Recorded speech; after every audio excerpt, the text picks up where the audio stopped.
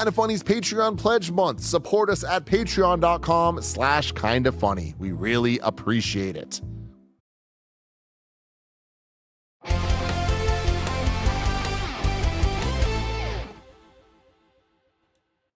What's up and welcome to the Kinda Funny Gamescast for Thursday, July 16th, 2026. Of course, I'm your host, Tim Geddes. I'm joined today by a very, very special group of people that I'm so excited to have here. Of course, it's Andrew Goldfarb. I'm back. It's been a while. He's back, baby. It has been a while. When was the last time? Some Marvel thing. We were just talking about that when I got here. I think I did a screencast about some... I think we did Secret Invasion together. Yeah, that might have been right. That was rough, but there was some good times. No one remembers anything about that. Exactly. And joining us for the very first time, a very special guest. It is Michael Soronka, VP of Product for Pokemon Go. Welcome, Michael. Thank you. Welcome. Yeah, very, very excited to be here. I mean, I just want to, off the top, are you coming down off the high from last week and being in Times Square where we defeated Mewtwo? Mega Mewtwo Y. Mega Mewtwo Y. I'm honestly still feeling a little bit of the high. I've felt the adrenaline slowly deplete for me over the past week, but I don't know, that whole thing was something 2.5 years in the making, and so...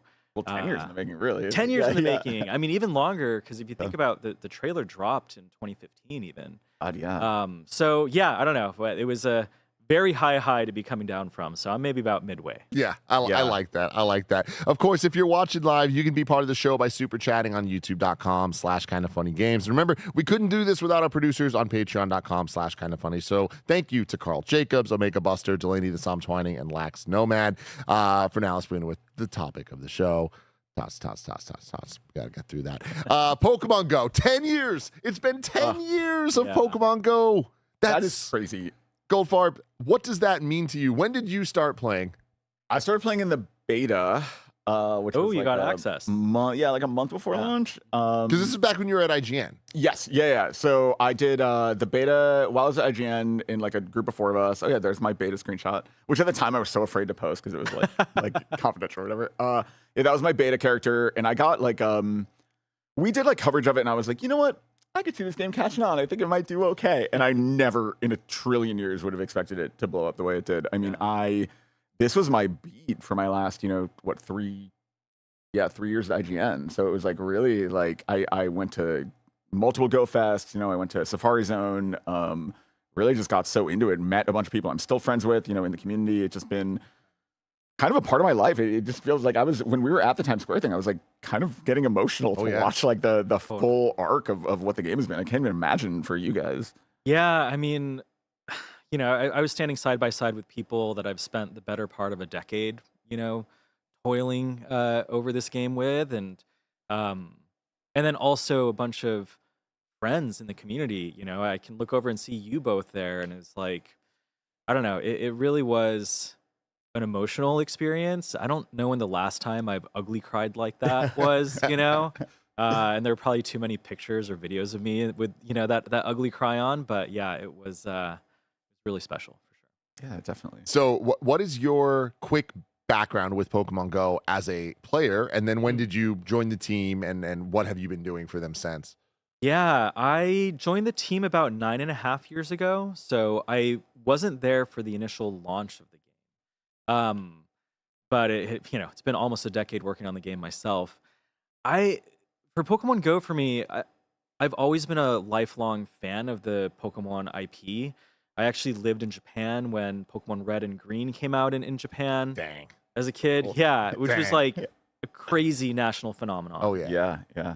And my family happened to move back to the US the same year that Pokemon Red and Blue came out in the US. So it was like you got both ways. Yeah. So as a child, I lived through that experience twice, and it's just always been such a big part of my life. In college, I didn't go out to many parties. Instead, I spent a lot of my time building a Pokemon fan site. I was really into competitive PvP for the main series. So, when that trailer first dropped in 2015, I think it was, I got chills, and I was joking with friends that I'm going to quit my job and just be a full-time Pokemon trainer, and I think I actually got as close to that as I could have been. Yeah.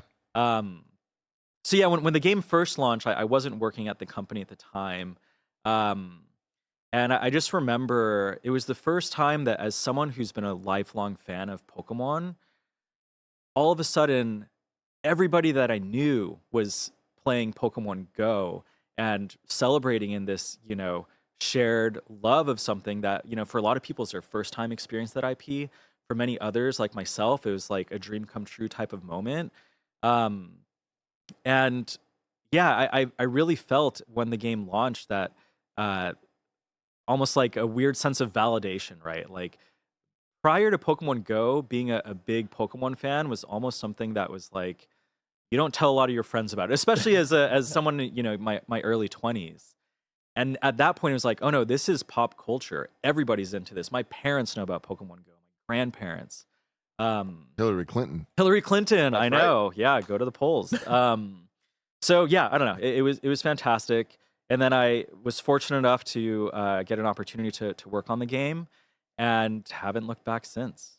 Were you playing day one when it dropped? So technically, my account start date won't have a day one start date because I was not in a region that had Pokemon Go available. Oh, so it was like when I came back home, it was like a day or two after the game launched in the U.S. So I feel like a little bit of a fraud, not having that actual. Yeah, you have a good. Can you actually leave? I imagine Goldfarb after the beta, you were there day one. Yeah.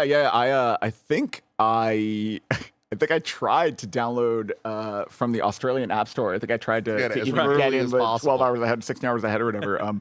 Yeah, I think I have the day one start date. And being in San Francisco, I mean, what an insane! I just can't, especially coming off the beta where like I already understood what the gameplay was, Right. but it was so chill, and there were so few of us that it was like I remember my big thing in the beta I thought was really interesting because the Pokestops had come over from Ingress, I Right. assume, Yep. and each had like a lot of information. So I remember being like, oh, there's like a plaque by the IGN office I never even noticed. I'm learning about the city, like, and that's what I came away from the beta with. Whereas when the actual game launched, it was like just people screaming, running down Second Street trying to get a Charizard or Right. Dragonite or whatever. I mean, I remember it must have been like maybe the second or third day I walked up in Embarcadero, and it was just that surreal moment of like literally everyone around me was playing Right. Pokemon Go. Just And so wild. What was so crazy about that is, so this was a year after we had quit IGN. So we had been firmly Kind of Funny at the time, which meant we were no longer at that IGN office. And I was so jealous of you because the IGN office was near the Embarcadero, Yep. which is where the formerly Niantic Yep. offices were. And so it very much was like a hub. And also it's San Francisco, one of the biggest Yeah. cities in the world. Yeah. Right by the ballpark. Right by the ballpark. Yeah. It's like such a great walking path, so many Pokestops, like so much to do. And meanwhile, we're out near Golden Gate Park, where in a residential area in the original spare bedroom, and it was like me and Greg and I think Kevin was even into it too, losing our minds. Like, let's go out and play Pokemon. It was like Greg's first time engaging with Pokemon, kind of to your point. Yeah. And I was living in Daly City at the time with one of my best friends and his wife, and his wife had never cared about Pokemon at all. And every night we're going out, and she's like, what is this? And it's like, that's a Rattata. That's a Pidgey, like learning all of it. But even when we were kind of far from the insanity that was Embarcadero, we're on the streets and we're just seeing people walk, and you're like, they're playing Pokemon Go. Yeah. They're playing Pokemon Go. Everyone on the street is playing Pokemon Go, like that was something that we all now joke about and look back on as like, man, the closest thing to world peace. Right. 2016. Yeah, I know. I love every time I see one of those tweets because Totally. that summer was just like, it was the one time everyone felt like united. Yeah. We got a couple of super chats real quick I want to get to. Science Dog says, Pokemon Go in 2016 gave me some of my favorite memories of my 20s. I remember playing a show and watching the whole crowd running outside to hunt down rare Pokemon between sets. Great memories. And Samson says, no other games brought me and my friends, old and new, so much joy in such a diverse community. An incredibly special experience even 10 years later. Here's to 100 more. Aw. Go for it, Michael. I really appreciate that. I will say, my experience when the game first came out, as much as I loved it, as someone who was a lifelong Pokemon fan, I actually felt like there's so much more that the game could be, right? I don't know how much you remember about that first, especially the first few months. It was Bare like bones. such a departure from the main series games. It's like, you don't battle Pokemon in the wild, you're just throwing Pokeballs at things, and what are these gyms? That's very different from like the gym leaders from the main series. And as someone who just had such a deep affinity for this this franchise, there was almost a little bit of a like, are they gonna mess this thing up feeling? And it wasn't until months later, maybe even years later, that I personally started to really appreciate a lot of those things about Pokemon Go. That Pokemon Go didn't just do a carbon copy of the main series games, and instead created something that anybody could truly come in and enjoy. Right? Like we now pride ourselves on the approachability of the game. As someone who, I'm a new proud father of two. I have a 3.5-year-old son, and my mom is going to turn 70 in a couple weeks. They both play Pokemon Go. Like what other game can say that? And so, yeah, it's just been a really interesting personal journey for me, going from someone who is like, no, we got to change this and create, a real world replica of the main series games, to actually getting this deep appreciation for the style of game that Pokemon Go is. Sometimes I don't even feel like it's a game, right? It's really just a way to help you get outside and explore the world with other people. And I don't know, I feel very fortunate that this is something that I get to work on and bring joy to millions of people around the world every day. And it really does in a way that, again, I feel like the majority of people watching this probably can relate to that 2016 moment. And then they're just like, wow, I can't believe the game's still going. Right. Like so many people dropped off.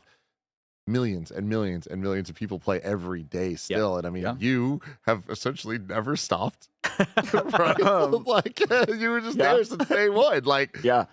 Well, I mean, I never fully stopped doing like dailies, but I think when you were on your level 50 journey, you pulled me all the way back in. I'm sorry. Because like I think the first time you guys met was on one of our Embarcadero walks. It was. Yeah. Because you bought this. Is the story that you bought this jacket then my journey, the summary of it is I went so hard in 2016, like everyone did, but it was a little bare, and so I was like, all right, cool, I'm done. I'm moving on from this. I did get to experience in 2016 going to Comic-Con, which was the first time they released the legendary birds. And like that was so cool that I happened to be there, and like the energy when being in a group that big, and like the rumors started of like, I think they're dropping the birds today. That was it was the team leaders, right? The team leaders. Yeah. I was actually there too, and this again was before I joined the team, and that was definitely like the rumors going around, like, are they going to release the legendary birds here? And then poor John Henke was our CEO at the time. I think Pokemon Go was not meant to be on Hall H. It was kind of like a side panel. And because it had this just totally, viral moment when it launched, I guess the powers that be at San Diego Comic-Con upgraded Pokemon Go to Hall H. Oof. And so I think the expectation of Hall H is so crazy. I'm actually going to go to Comic-Con next week myself. It's so much fun. Sort of like a mecca for my closest friends and family. We try to go every year together.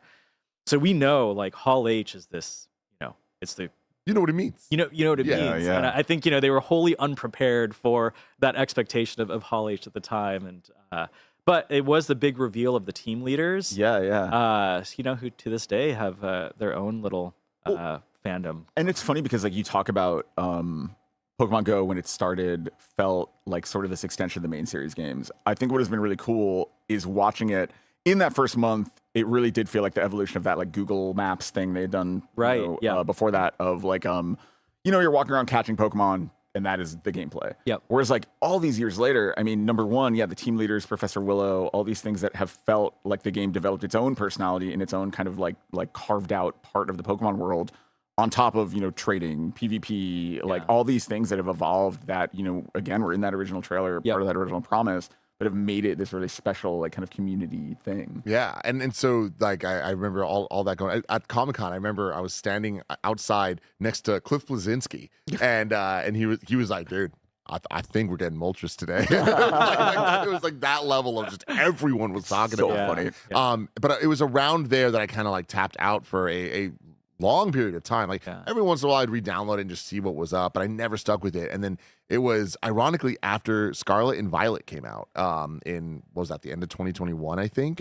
And the moment I was playing that game, I was like, for some reason, I'm so back. I've beat every Pokemon game, but that one I was just, oh my God, I'm obsessed again. And I re-downloaded Pokemon Go, and I've played every single day since. Like, that's when I was just like, I'm catching them all. I'm going in. I'm going to do this. And that's when I pulled you back in. You really did. Oh my God. Yeah. We were going on Yeah.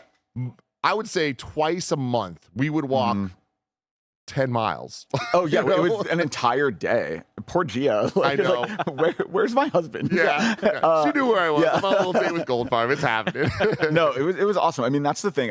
I've enjoyed, as somebody who stuck with it, all of the little pockets where people came back in. And so like one of the big ones was Let's Go Pikachu and Eevee coming out, was 2018.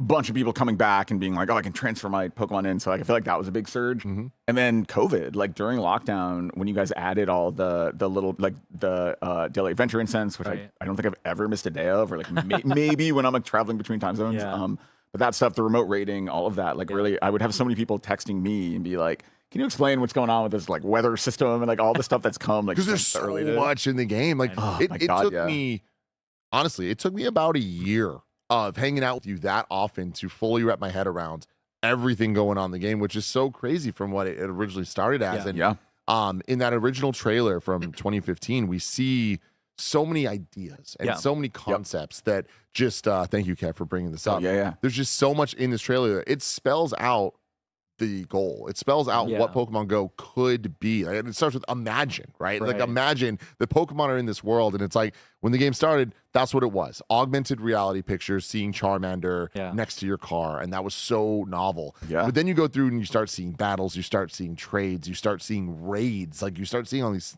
things that over the years, not even that long, like it took maybe 3-4 years to get to that point of all of those things coming to fruition. Yeah, I think the fantasy feels real when, and I think actually the moment this game clicked, I would say the most for me, that original launch weekend was amazing. But the first time I traveled, I went to Gamescom in 2016. It was would have been like 6 weeks after the game came out. And Kevin, I have some pictures in there of like me finding Mr. Mime on the radar and then like seeing it on the map and then catching my first one.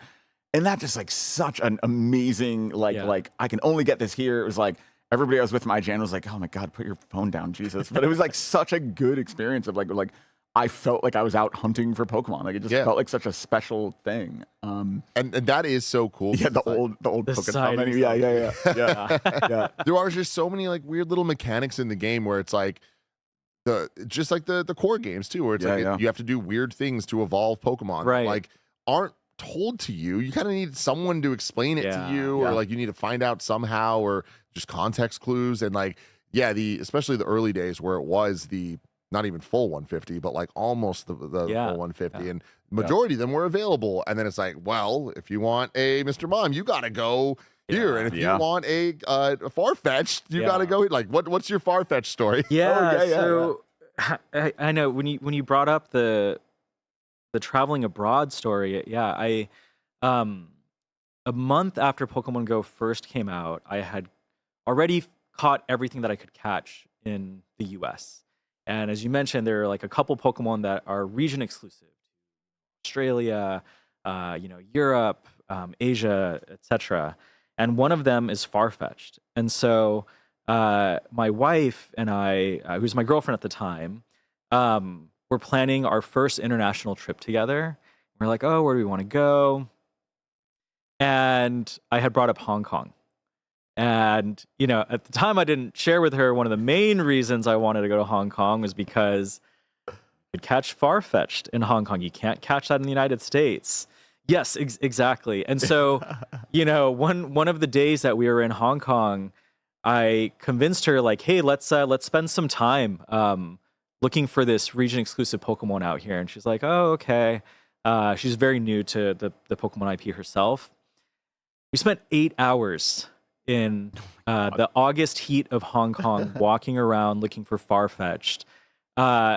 You had up on screen earlier that like sightings feature. That was brutally hard to find Pokemon using that at the time. And I remember thinking at one point like, oh, she's going to break up with me after this. After this vacation, like we've wasted a whole day looking for this Pokemon. But whenever I look at that picture, it's actually one of my favorite pictures of us because I swear to you, the smile on her face is more joyful than on our wedding day, right? It's like, and that moment was only possible because Pokemon Go created something that forced you to actually go out and experience the real world, right? We saw so many places over the course of those 8 hours that would not have been on a tourist itinerary. But I really felt like gave us a deeper appreciation and understanding for the city.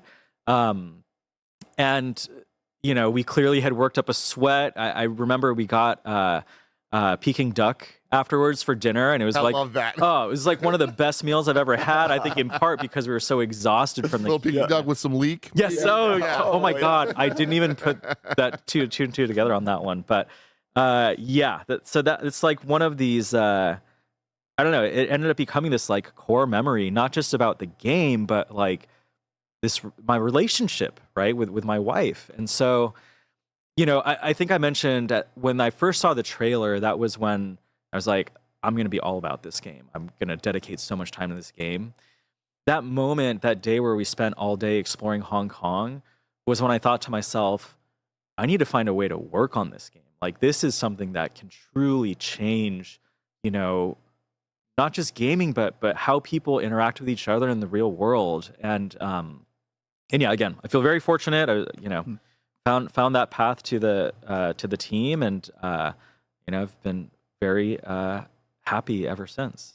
What I love about that story is that it's not a unique story. Like, right. I feel like the majority of people that have dedicated real time to Pokemon Go have some similar story. And I know I do. Like, as into it as I got, like, I was always so impressed with Goldfarb because to this day, you have every single Pokemon available in the game, right? I do, yeah. They keep adding more, and that keeps giving you obstacles. Like, they keep dropping regionals, and you're like, gotta talk to someone in Europe, gotta talk to someone in Australia. But how many Pokemon are currently in your Pokedex? Can I look? Yeah. Pull it up and check it out. Because well, I'm gonna do a quick fact check on this actually. Yeah. To my knowledge, Andrew has never hit Legend in Go Battle League. Oh, are you talking about Pikachu Libre? Yes. Oh. I got it from that one. Oh, right. Season. Yes, there was like one season where you only had to hit. Yeah. So I have my one our intermission season. That's right. Okay. There's a lot of Pokemon because there's only a certain amount of Pokemon. So to add more Pokemon to the game, they'll do custom Pokemon. If you don't know this, like it'll be like oftentimes Pikachu in different hats or different outfits, or sometimes it's like a Snorlax or Dragonite or something. And one of the coolest costume Pokemon is Pikachu Libre, which is like a Lucha Libre Pikachu. And the only way to get that is to hit Legend in the battle stuff, which is grueling. And I've tried. Michael's incredible at PvP. And I've tried. You were like coaching me via DM one season, and I think you were so close. Yeah, I hit like Ace or whatever the one. Yeah, that was the season I came the closest. Yeah. So I have 951 calls. You're at 951, which I think is the current. And I'm at 947. Ooh, which is crazy to think of. Like, because I remember when I hit like 150, and I was like, dude, I have 150. Like, I'm getting. And you're like, that's cute. Yeah, that's cute, man. But I said that's cute. Like, you can do it. I was a supportive friend. You've always been so supportive. But I remember when I started getting around this point that I'm at, where it's like, you know, there are only handfuls that I don't have, and I am I have notes apps, I have spreadsheets, like. It's that type of game. Yeah. And I'm like hunting for things, searching for things, talking to you. You were constantly like, hey, man, I'm going to Japan. I'm going to try to get you this. Yeah. And you're like, oh, you're going on this trip to Paris? Can you grab me one of these things? Like, that's kind of like such a fun, like, we've talked more than ever because of Pokemon Go. Oh, 100%. And it's not just about Pokemon Go. It gets us talking about Marvel movies and like just all the things we love. But to bring this back to your story, for my honeymoon, one of the like 5 I needed at the time was Hawlucha. Oh, yeah. And I pitched my wife. I'm like, what about Mexico City? Hell and she was like, she knew. And I'm like, let's go. And she wanted to go to Mexico City. I'm like, it's a great place to honeymoon. It's a great place to honeymoon. Yeah. And I got my Hawlucha, but we had such a good time finding it. Like, she loved us just walking into weird places and exploring. And like, we've used Pokemon Go as that, and like she uses it to get me out of the house, and like, but it's just so funny how like it really bonds us. And I have pictures of her smiling like that, which is like so silly. And like, the amount of times we'll be driving and I get a raid invitation from somebody and I'm like, I can't be doing this. I'm driving. This is bad. Yeah. So I hand my phone to her and she's just tapping. And I'm like, I love her so much. Pokemon Go, baby. That's so great. And that's what's amazing too, is like, again, that sort of approachability. You know, my son, who's 3.5, refuses to let me battle Team Go Rocket on my own, right? He wants to do the battles. And it's like, yeah, 3.5-year-old can defeat Team Go Rocket, you know? So, yeah, and I will say, you're talking about how you're already collection complete or close to collection complete. But something that I've really found fascinating and that I love about this game is, even for people who don't have new Pokemon to add to their collection, so much of the game, as we talked about, actually happens outside of the phone itself. And so the experience that people get, I think you're at first drawn in for the sort of player fantasy of gotta catch them all, right? But as you play this game, I think it starts to build really healthy habits for people, going on daily walks, just getting a breath of fresh air. And I do think at a subconscious level, people might, be thinking about, like, I want to, collect all the Pokemon. But I truly do think that subconsciously people recognize that they just feel better when they play Pokemon Go. I think, honestly, that plus the communal aspects of it, it's just a deeply human thing to want to be around other people face to face. I think that's what's made the game, stand the test of time, like we haven't seen in many other games. Oh, yeah. I mean, that's how we walked down Embarcadero, and you're totally right. Even though I was complete, you weren't. And so it became this fun.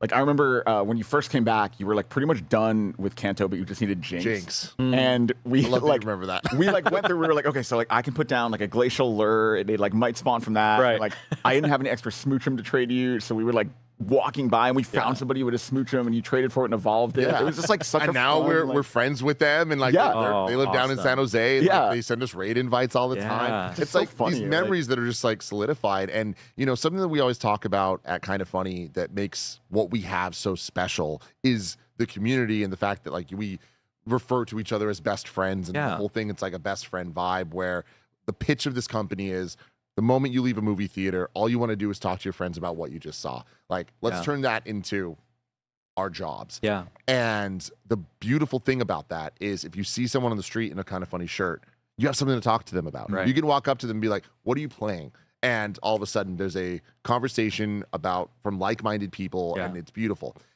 The Pokemon Go community thing is so awesome because, like I keep saying, like in 2016, everyone on the streets were playing. To this day, if you're like, you might not know it. You might not know it's a community day. But there's events happening constantly. And if you stop and look around a public space, see that phone cord you'll running. see a phone cord in your backpack, and you'll see someone holding their phone a certain way. They're playing Pokemon Go. And the more you play, the more you can spot it all out. But what's so cool is like you can walk up to these people and just be like, we have Pokemon in common. We have Pokemon in common. We probably have something else in common. Like I've I don't know if this is necessarily the best thing. I've talked to more strangers because of Pokemon Go than ever in my life, and it's all been positive experience. Oh yeah. At a lot of the Go Fests, you guys have like little signs that you can be like, I'm the trading. This is what I have to offer. This is what I need. And like I remember the Seattle Go Fest.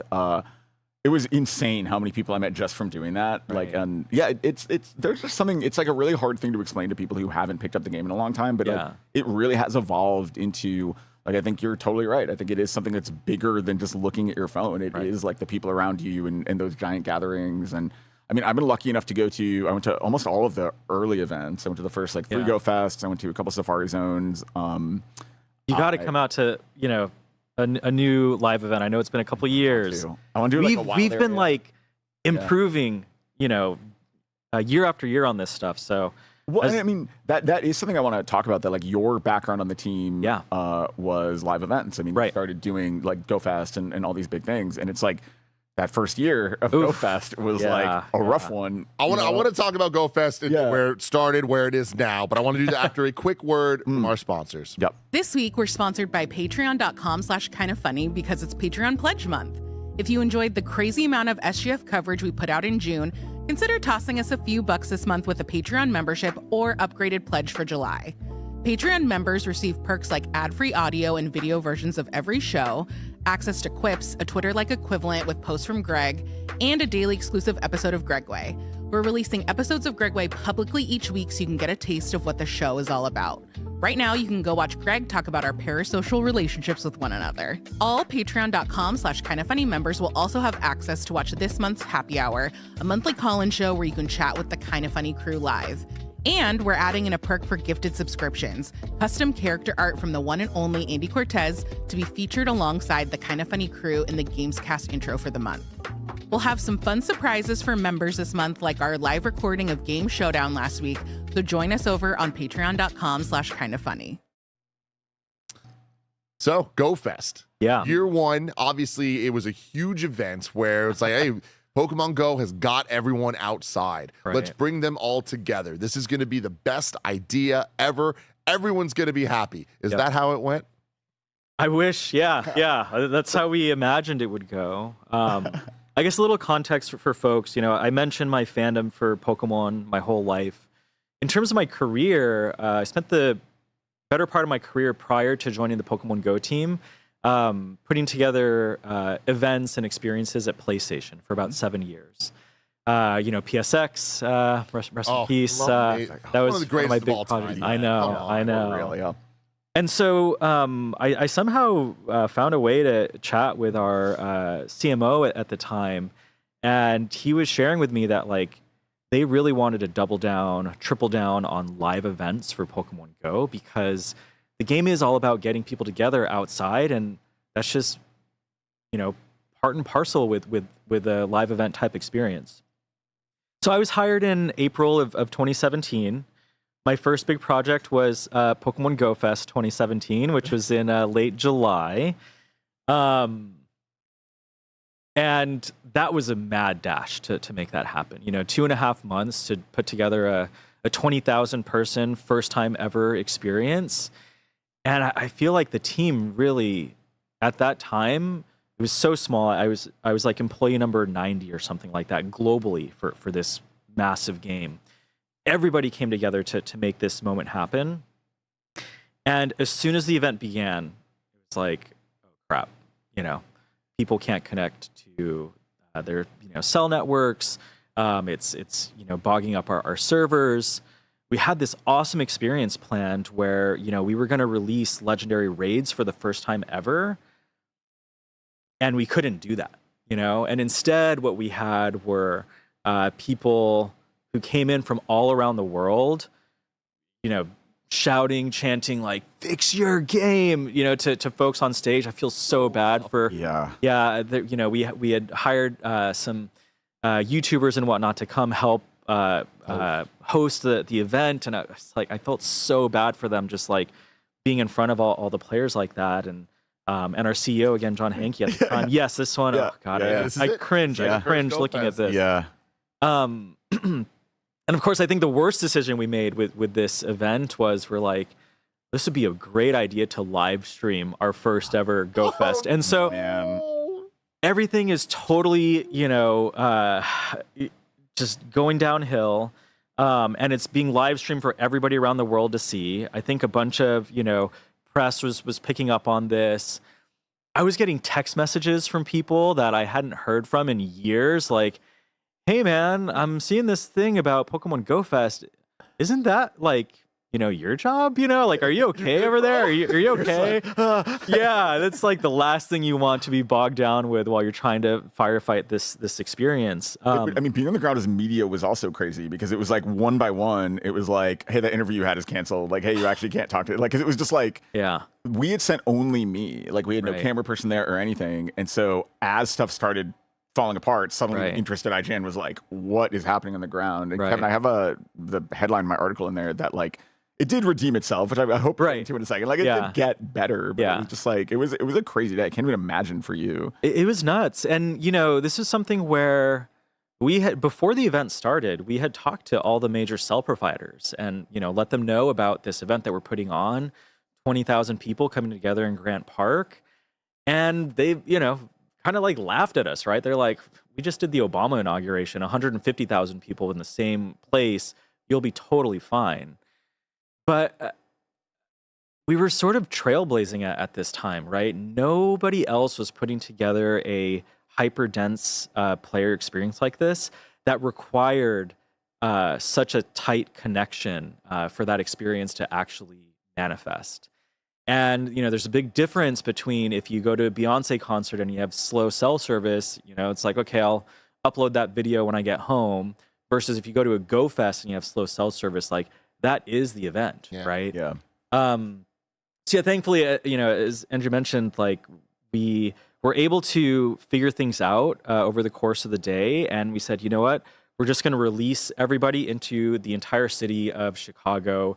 We're going to have those awesome legendary raids that we had planned going on all weekend, all night. I do think it was one of those moments where when I talked to players who were there in person about what their experience was in hindsight, right? It's like that was really, really frustrating, really, really tough. But the aftermath of everybody exploring Chicago together was the epitome of the Pokemon Go experience, right? Yeah. And, I always tell people I should have been fired from that, right? That was my big project. 2.5 months in, it'd be easy to scapegoat someone and be like, sorry, not working out, thank you, but no thanks. But instead, it's one of the things that I've really loved about being able to work on this game is the team on Pokemon Go. We don't point fingers, right? And instead of trying to think about, who's to blame for this disaster of an event, everybody, when that wrapped up, said, let's go do a quick offsite. We're going to hunker down. We're going to figure out what went wrong. And we got to figure this out because we have this event taking place 3 weeks later in Yokohama, Japan. And we got to do it right. And so, we figured it out. The event in Yokohama was awesome. I think there were something like 3 million people came through over the course of 10 days, which is just insane to think about. And, we then taken those lessons and committed to continuously improving on these live event experiences, because we do think that when Pokemon Go is experienced at its best, it's in those moments where you can go to a new place that you might have never been to before. You're with thousands of other people who are loving the same thing that you enjoy, and you're working up a sweat together as you explore. So yeah, and it's like you guys really, I think what you accomplished in a year from GoFest 2017 to 18 and then onward was actually crazy, because we're talking about the end of 2017 when everybody got to just go outside and do raids, and it was like such a great example of the community coming together. But then by 2018, which is also in Chicago, return to the same place. We had to go back. You guys had figured out that it's like, you have to spread it out across the whole city. Yeah. And I remember the difference in that year. 2017 felt like chaos. Right. 2018, I remember going on big walks with a bunch of the YouTubers and hanging out, and it kind of, I feel like as much as 2017 was obviously the first one, 2018 felt like the blueprint for what it is now. Yes. So was that a happy accident, or was that a backup plan? Like how bad day one went of the first Go Fest, where it's like the plan was to have everyone here in this park, and it's like, okay, this isn't working, and then you're like, all right, let's go into Chicago. Was that y'all being like, we made the wrong call, this always should have been this way, can we get gyms and raids going on everywhere? Or was that okay, this didn't work, let's go to plan B? I wish I could tell you we had time to even come up with a plan B before that event. So the team was problem solving on the fly and, figuring out what's actually causing this. Okay, there's a ton of congestion of everybody in this spot. And I still remember at the time too, we were taking such a traditional approach to live events. The whole park was fenced off. You had to go through security gates to get in, show your proof of ticket. But anyone who plays Pokemon Go knows that that's not how you play the game. You need to be able to free flow in and out of places, and move around. And so we literally corralled people into this place where you literally couldn't play. And so, over the course of the day, we said, okay, here's what we're going to do. We didn't really even have the right tools and technology at the time to easily make that citywide gameplay happen. So it had to manually get spun up over the course of that day. And thankfully, the team was able to work under pressure like that. And we can look back, I think, now and kind of, I don't know if I'd say fully fondly, but I do think that post daytime experience was something that we're proud of. It's cool that it's like it seems like it was kind of an accident and a forced solution that became the blueprint for what these events are now, that are now like, not to undersell this at all, like these events are not just in Chicago once a year. No, this is like multiple times a year around the world. There are either Go Fests or Safari Zones or Go Tour, Go Wild Area. Wild. We just announced yesterday we're taking Go Wild Area, not to plug things, but we're doing our first Go Wild Area in Mexico. And in the same weekend as it's going to take place in Japan as well. But yeah, this is something that we really want to continue to invest in and grow.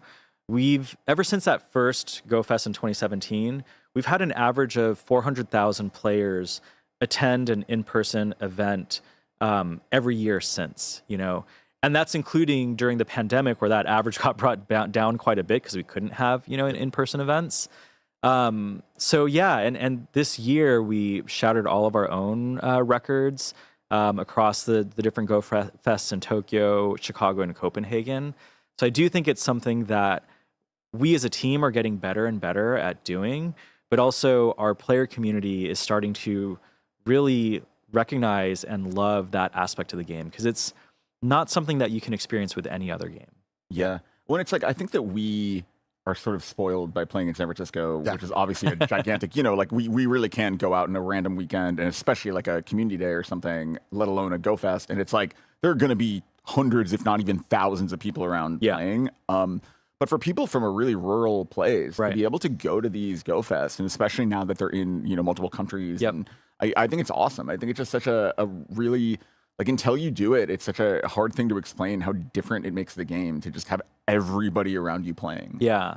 Actually, it's something that we try to do for all of our new hires on the team, is fly them out to one of these events, because that, different experience that you mentioned as a player, we feel that as people who work on this game as well. That's where you can truly see firsthand the impact that you're making on people's lives. And when we talk to people who work on Pokemon Go, it's almost like a before Go Fest or before live event and after live event experience for them, right? It's like, this is just a regular job doing, making a cool game, but it's a job. And then after you attend one of these events, and we make our employees go front of house, staffing, doing the tech support, or talking to people face to face. After they staff one of those events, I think people truly understand, how special this game is. And it's like, we are making such a positive impact on people's lives through, this humble, mobile, free-to-play game. Go for it. Well, I was going to ask, so the game now, I mean, we mentioned earlier, compared to what it was at launch, right? We've gotten, slowly but surely, we got, appraising, we got, evolving how gym battles worked. We eventually got trading and rating and all these things. We, megas, about Dynamax, all this stuff's been introduced. Like, at this point, as you are catching up to the feature set of the main series, do you, I know you probably can't say here specifically, but do you have a vision of like how you want the game to keep evolving, or have you finally reached a point where you can just kind of maintain what it is? Well, we're a very ambitious team, I would say. So we definitely don't ever want to be in a place where we're just in sort of sustain mode for Pokemon Go. We view this as something, it sounds cheesy. I think I've said this in other interviews before, but we truly do refer to Pokemon Go as a forever game. And we don't think that it can be a forever game if it stays stagnant, right? So I'd say about 2.5 years ago, when we first started planning out our 10-year anniversary, inclusive of the Times Square experience that we put together, that's when we started to look back at that launch trailer and say, we've actually ticked a lot of the boxes on here. We should start thinking about the next decade of the game. And so, there's been a lot of thought into how the game is going to continue to evolve from here. I can't share specifics, of course, but I will say 3 of the areas that we're focused on, not all of the areas, but three of the ones that we've talked about a lot over the past couple years are, number one, we do want to continue investing in community, right? I think that, as we said, is something that makes this game really unique and special. And while I feel really proud of how incredible the community already is, I do think that there's more that we can do there. In particular, I feel like gyms are a little bit utilized in the game right now, or, we haven't given enough attention to gyms over the past years for how prominent they are on the map. And so we do think gyms are a really interesting way that we can continue to engage communities. And so we're going to be looking at that as something to adjust and update over the next 10 years. That's exciting, because I do not. Like, gyms are just like, for sure. I wish I cared. Right. Yeah. I know. I sometimes feel like if it weren't for the free Poke Coins that you got from gyms, I don't know if people would be engaging in it very often. And so we want to fix that. The second area that we've been thinking a lot about, also related to what we were chatting about a lot today, is this notion of core memories. And I think Pokemon Go has the opportunity to help create core memories for people when they play this game, right? Something about that combination of a Pokemon and a place and the people that you're with. When I scroll through the Pokemon I've caught, I can vividly remember, where I was, especially if it was like on vacation or something. And again, something that's so unique, but not something that we do very intentionally in the game. And we don't celebrate it, I think, as much as we could. So we're going to be thinking a lot about how do we enable more core memories like that New York experience, all the different live events that we do, and how do we celebrate core memories more in the game itself? And then the third area that I can share today is something that's near and dear to me, which is around being maybe the only truly multi-generational game in existence, right? As I shared, my mom, who's almost 70, my son, who's 3.5 years old, all three of us will play Pokemon Go. And when you go to an event like GoFest, or if you're out playing in Community Day, you'll often see families playing together like this. And I do think that's something really special. Again, it's something that we sort of organically happened upon by having this approachable game.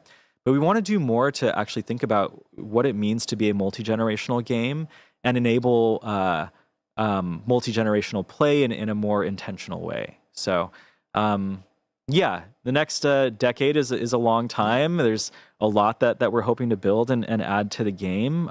But those are three areas, at least, that are kind of, in the back of my head of what we should be focusing on. I love that so much. And I mean, those are great paths to go down, and it's true, like how often we see entire families and how often we see very old couples, without kids, without it, just like walking around playing. And it's like it's so fun that Pokemon Go was Pokemon's Nintendo Wii moment, right? Yeah. Where it really kind of took this thing everyone loves, but really made it that everyone loves. Yeah. So that's cool. But the amount of families, and you telling the story about your son, it's like, I have a 6-month-old daughter.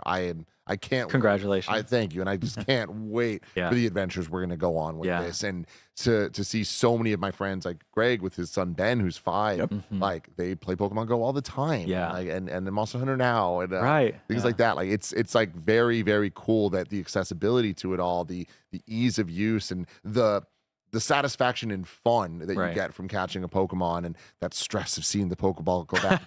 We all know that we grew up playing the video games, and it's like that those core memories can be something that simple, Well, it's interesting because, like, I think in the main games it really is. It's like, of course, you're like excited to get a legendary or a shiny or whatever, but it's like, it's true that like some of my favorite in my entire collection of 10 years of playing this game, some of my favorite Pokemon, it's like a random like Abra that has when you just look at it, you're like, who cares? But like it's about the moment of like who I was with and when I caught it and what that trip was. It's like for sure. And that I think it's really special. Yeah. There was this trend a couple years ago within the Japanese Pokemon Go community where they were posting on Twitter like your top 5 Pokemon. And so you can tag your Pokemon, and so everybody posted a screenshot of their top 5. And then, sort of a explanation of why those Pokemon were in their top 5. And I ended up doing that myself because I was like, that's a fun, experience to just like think through. And you're right. The Pokemon that I ended up having on my top 5, yes, there's some that are my favorite Pokemon. But there are lots that like I honestly wouldn't care about outside of Pokemon Go. Yeah. But I have these visceral memories of like when I caught that Pokemon and the people that I was with, and so Jinx, dude. right.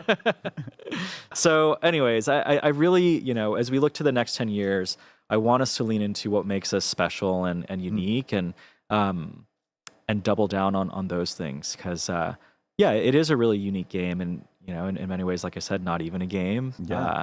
But I think that there's a lot more to come. I just never in my life would have thought I would care about Conkeldurr and Mamoswine. But like they're two Pokemon that I've had for so long, and like they're some of my strongest ones. Like I've taken down so many raids with these guys. It's like just weird connections. Yes. Like, it's so cool. And like earlier we were talking about my jacket, but like that, I have such a core memory that is like more than a memory. It's like a core era of my like grind to level 50. And in game you get this jacket like that I'm wearing right now in the game once you hit level 50, and you could buy it at the PokemonCenter.com or whatever. So I bought the jacket because I was scared it might go away one day. I'm a big bomber jacket guy.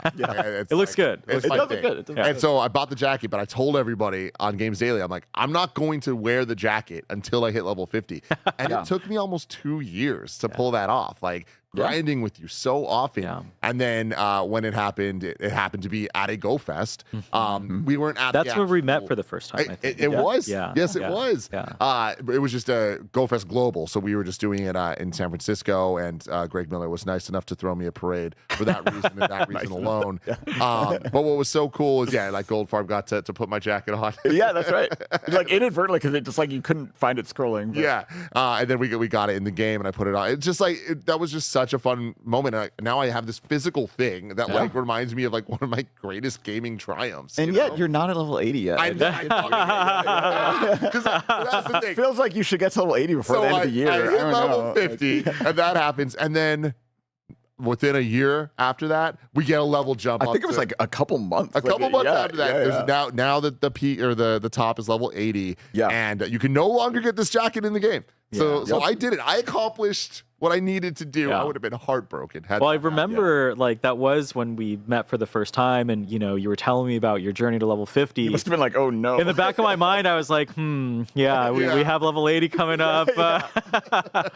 You're level 80 now. I am. I hit it pretty fast. Like I lucked out because like, oh my God, for people who don't know, to hit, it's not just like getting the XP. You have to like complete special tasks at each level. And there's a lot of walking. Yes. And I got so lucky that I was on vacation for each of the steps where I needed to walk. So I was just like naturally walking a ton. But no, it was a grind. I loved it. It feels good to be back at 80. I mean, it was funny because when he was hitting 50, I was never fully lapsed, but I was playing a lot less. And I was like, man, if they ever raise the level cap again, like you'll probably make it before I do at this point. And then that wasn't true because I'm so back into it now. And I'm like, well, never mind. Well, you have a 6-month-old. I do think there's like a new parent nerf, in Pokemon Go. Sure. And my wife wouldn't agree with that. But now I have an excuse. I daily incense. I put her in the stroller and I just walk, and it's awesome. But and hey, I'm not slouching. I'm about to hit 76. Nice. All right, like we're getting there. I think you can do it by the end of the year. Good progress. We get these platinum trophies or platinum. It's we'll see. I got a lot ahead of me, but I can't wait. It's going to be so much fun. But actually, funny story. Go for it. On your level 50 and the parade and everything. I don't even know if you guys knew this, but Greg Miller did reach out to us. I didn't know at that time. I actually hate hearing this. And sorry, Greg, for I don't know if you ever expected this to be public information, but he asked us if we could, as a joke, just bump his account to level 50 before you. He would do that. I really. So I know. We got your back though. It's couldn't quite pull the trigger on that one. I don't know if you know this, but Greg has spent the last 2 years campaigning that he's Kinda Funny's #1 Pokemon fan, despite never caring at all. Me since day one, devoting my life. But he also is just the biggest thorn in my side. God, that is so funny. I want to talk about Times Square because last week we got to experience, I mean, just peak. Like, we got to experience something that was so incredibly special. Thank you so much for inviting us out. Of course, there. But to celebrate 10 years of Pokemon Go, we've been saying this throughout this episode, but everything in that initial 2015 trailer has happened to some extent. Yeah. The one thing that didn't was the giant Mewtwo raid in Times Square. Yeah. Kev, can you go back to the original trailer? The first trailer. Yeah. Go to the end, like the last third of this. So here we have, just people rushing to Times Square as Mewtwo comes down and everyone's raiding together to face off, and catch the Mewtwo, and it ends, they catch the Mewtwo, and that's great. That entire experience was recreated. Yeah. So now, Kev, if you can go back to the videos you had, thank you so much. Almost to perfection. Like, so many of the visuals were the exact same. It started off with the actual original trailer being shown and kind of given a history, and before it gets to the Mewtwo part, everything in Times Square goes black. Yeah. What did you feel in that moment? I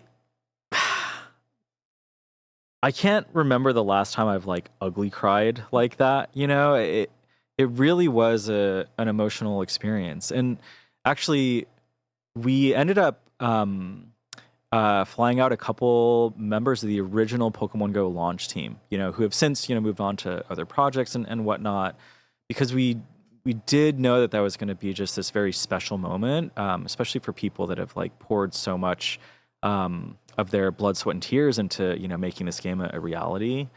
And so, it was a very touching moment to just like look around, see so many people that, have spent countless hours with, finally pull something like this off. And, this project, when I said, we've been talking about the next 10 years for the last 2.5 years, that's also when we kicked this project off.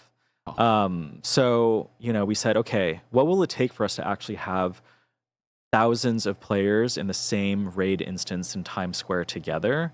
For, diehard players of Pokemon Go who have been to a lot of our live events, you might have noticed that over the past 2.5 years, every live event we've dropped a surprise raid at the end where we've like tested the limits of how many people in the lobby we can facilitate. Sometimes those have toppled over. I still remember, like, this was probably in 2024.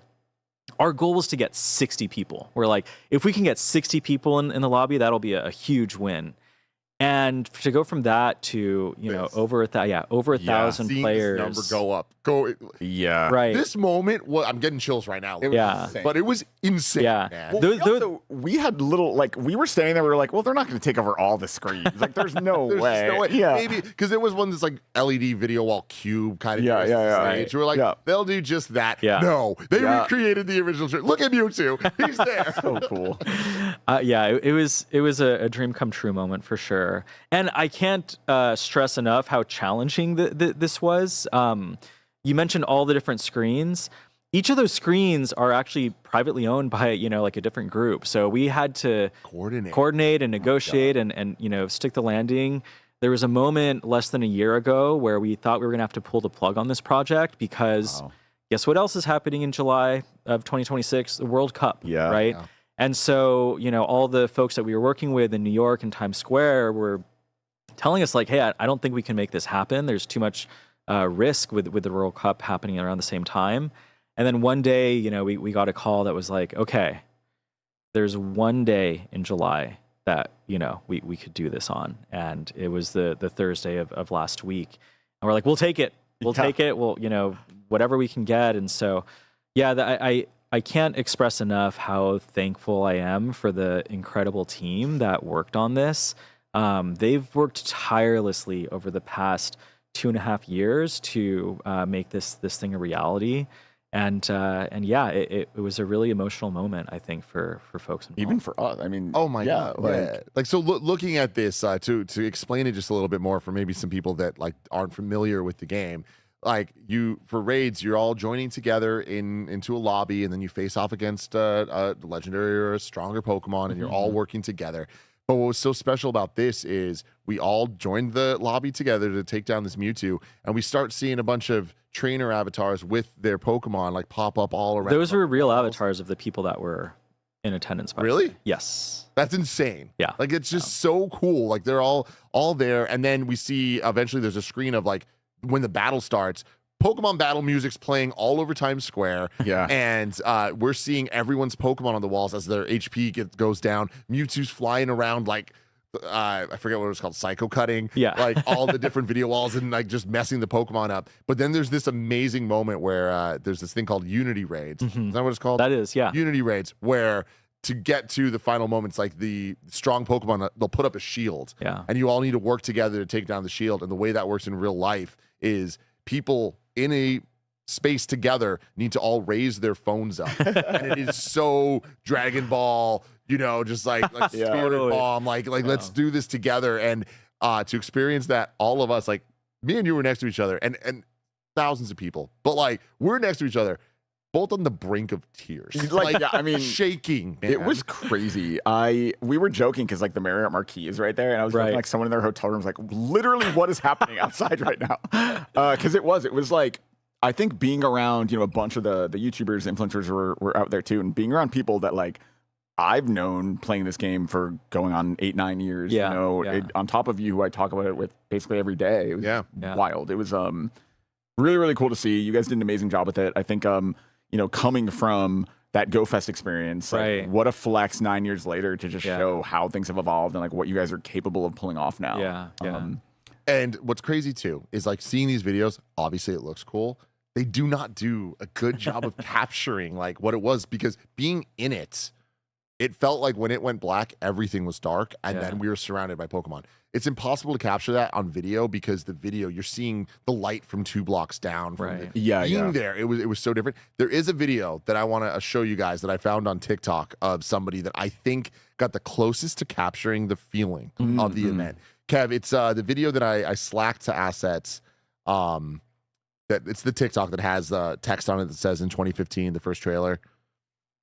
And if possible, I'd like to watch this one with audio, because I want people to kind of get a better sense of the emotion of all that we were experiencing there. Because like you were saying, it's like people that you've known for 10 years, but like so many people I've known just from watching. You know what I mean? The amount of people that I got to meet and be like, dude, I watch your videos constantly talking about Pokemon Go. It was very cool. Yeah, no, for sure. Yeah, we definitely had YouTubers and whatnot there.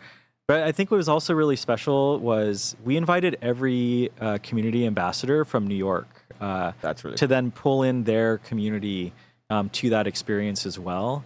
And so, these are people that have spent so much time helping organize meetups and whatnot. And so to be able to let them experience that, I think was also something that I was very touched by. It was amazing. And I think like people, I have seen frustration online that it was a small event. Right. And I get it. But I think like people might not realize how small Times Square is. Like it's like such a like it looks gigantic and it's iconic for what it is, but like the number of people that can physically fit there on top of making it happen. There like, was no more room. Yeah, like I'm sure logistically, like even with self-service and everything, you guys always have to consider. I just don't know how it could have been bigger. No, totally. And we always for these events are thinking first and foremost about physical safety of people. Yeah. And so we really had to be careful with this and work very closely with the folks who manage the Times Square area.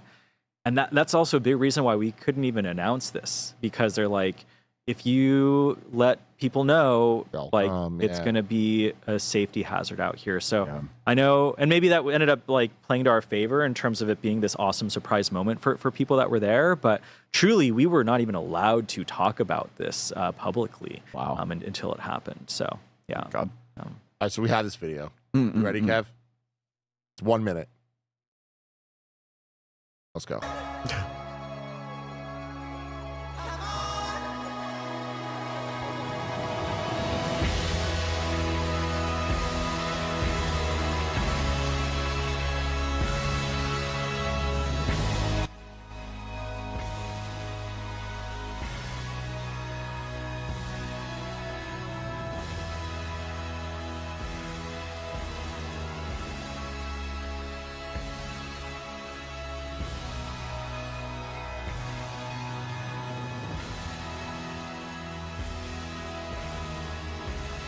The screens all saying gotcha as the confetti pops out. Yeah. Come on, man. That's what it's all about. Like, yeah, it was really cool.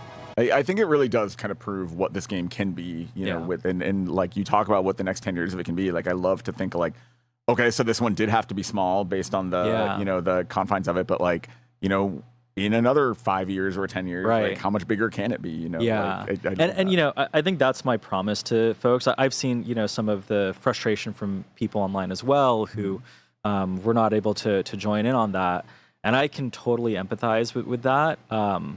But the thing that I'm committed to is I want to bring that type of an epic core memory experience to as many of our players all around the world as possible. So, you know, if you missed on this one, keep an eye out. We're going to keep on trying to push the boundaries and do epic stuff in a way that only Pokemon Go can.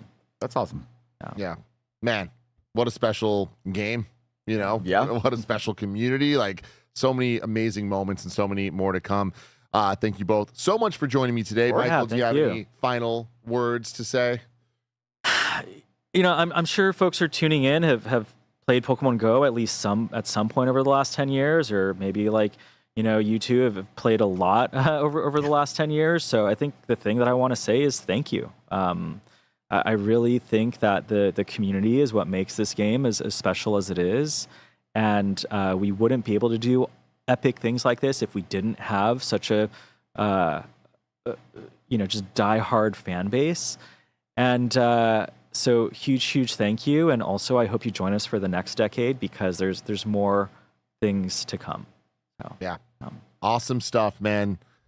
Stay tuned to Kind of Funny for way more on Pokemon Go, because me and Goldfire will always be here. You know what I mean? We'll never stop talking about it to the end. We'll be yapping till the end. Yeah, no, for sure. But thank you both so much for joining me today. Stay tuned. We still have a lot more fun content today. Until next time, love you all. Goodbye.